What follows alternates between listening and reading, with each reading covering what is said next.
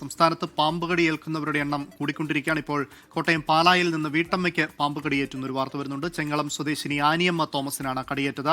മുറ്റത്ത് പുല്ല് വെട്ടുന്നതിനിടെയാണ് ഇവർക്ക് കടിയേറ്റിരിക്കുന്നത്. ടോബി ജോൺസൺ ഉണ്ട് കോട്ടയത്ത് നിന്നും. ടോബി, നിലവിൽ എങ്ങനെയാണ് ഇവരുടെ ആരോഗ്യസ്ഥിതി? എപ്പോഴാണ് ഈ പാമ്പിന്റെ കടിയേറ്റത്?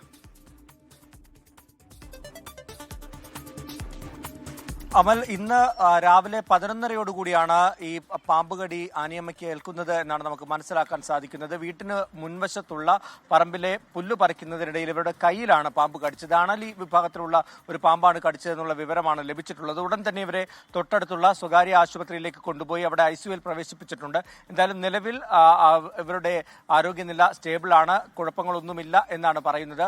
എന്തായാലും ആനീവനം ഉള്ള ആശുപത്രി തന്നെയാണ്, അതുകൊണ്ട് മറ്റ് പ്രശ്നങ്ങളൊന്നുമില്ല. തുടർ ചികിത്സ ഇപ്പോൾ നമുക്ക് അറിയാൻ സാധിക്കുന്നത് ചികിത്സ നൽകിക്കൊണ്ടിരിക്കുകയാണ്. അതുകൊണ്ട് നിലവിൽ കുഴപ്പങ്ങളൊന്നുമില്ല എന്നാണ്.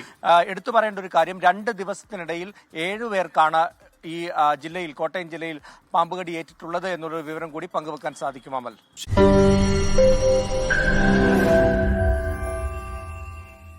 ലോകത്തെവിടെയായാലും ഏത് സമയത്തും 24 വാർത്തകളും ഓഗ്മെന്റഡ് റിയാലിറ്റി പാക്കേജുകളും എക്സ്പ്ലെയിനറുകളും വിശദമായി കാണാൻ ഞങ്ങളുടെ YouTube ചാനൽ നിങ്ങൾക്ക് സബ്സ്ക്രൈബ് ചെയ്യാം.